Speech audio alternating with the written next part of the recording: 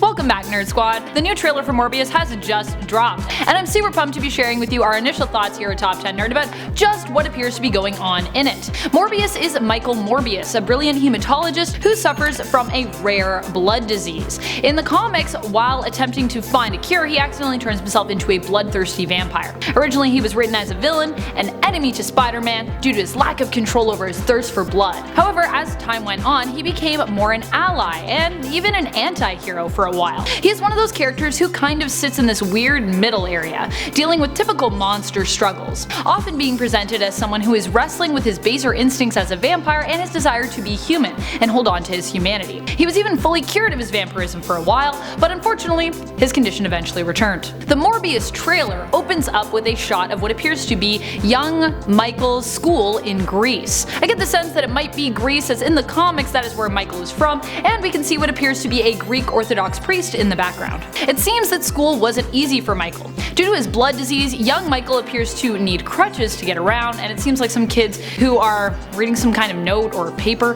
possibly belonging to or making fun of Michael, decide to bully him. We see Michael walking towards them and cut to a group of children who appear to be stomping and kicking the poor boy as a man comes to his rescue. This man is played by Jared Harris, and it's currently not listed as to who he'll be portraying in the film, so his character remains, well, a bit of a mystery. From the way he talks about Michael, it seems unlikely that he'll be playing his father, and it's more likely that he is a mentor of some kind, perhaps a teacher or maybe his doctor. We hear Harris's character assuring Michael that he has a gift, and if there is a cure for his disease, that he will find it. This voiceover continues as we cut between a children's hospital ward where young Michael is playing a solo game of chess, and between an older Michael, played by Jared Leto, and Harris's character chatting on a bench. Perhaps Michael is also brilliant at chess playing? Maybe that's one of his gifts? I don't know. I assume that scene is simply there to show that Michael is a young intellectual, as chess tends to be a symbol for intellects in stories. But it's weird that they're like, you have a gift, and then he's playing chess. He was a master chess player. Fun fact. We then see an adult Michael Morbius still on crutches accepting his Nobel Prize in medicine, and what we can assume is Stockholm, Sweden, because that's usually where that happens. The flags in the background also share the colors of the Swedish flag. This is also a part of Michael's backstory in the comics. Then all of a sudden, we appear to be in New York. That's what the establishing shot leads us to believe anyways. Michael tells us that he should be dead and should not have survived this long with his disease.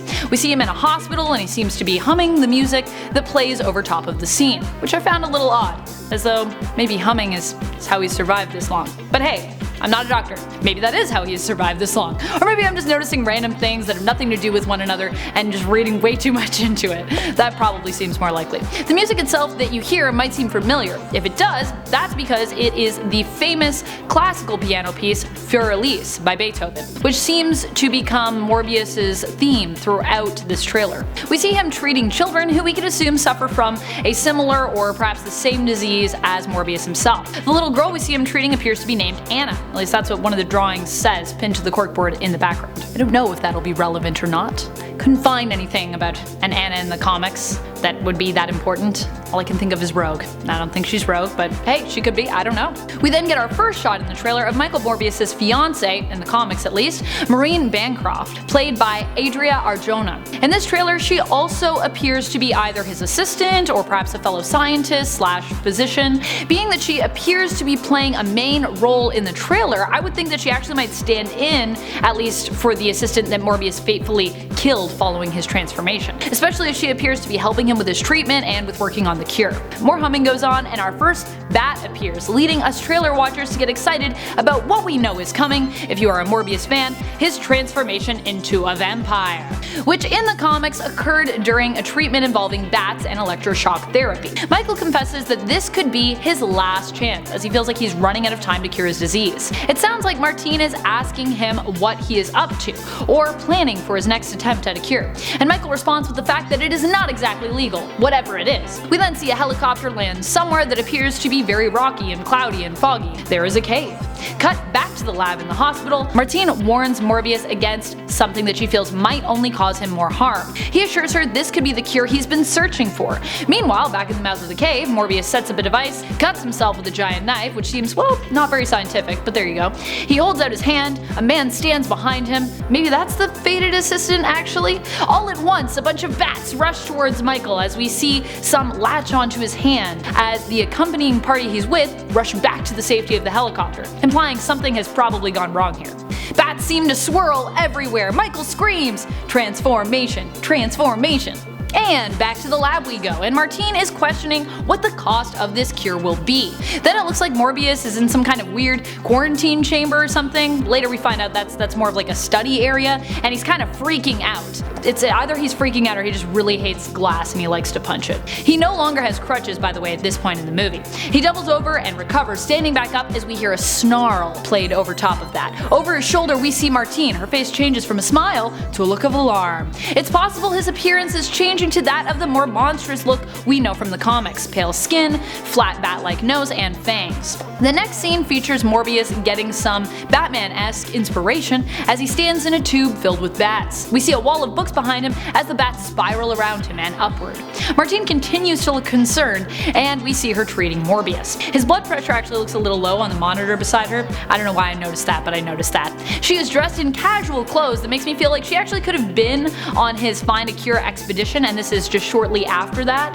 But, you know, we didn't see her in the other scene with the cave, so I'm not really sure. Could be a thing. Morbius exclaims in a voiceover that he now feels more alive than ever. To prove this point, the trailer gives us a shot of abs, because comic books, followed by him lifting a giant stone sarcophagus. You know, training montage stuff. He's doing all this back in his glass box, which also appears to house his study, like I said earlier. We see the books we saw before when he was in the glass tube in the background. He catches a ball, leaps / glides around, shows off some sweet echolocation abilities complete with creepy eyes. This is the trailer reminding us, you know, that he has powers now. Spooky powers, scary powers, vampire powers.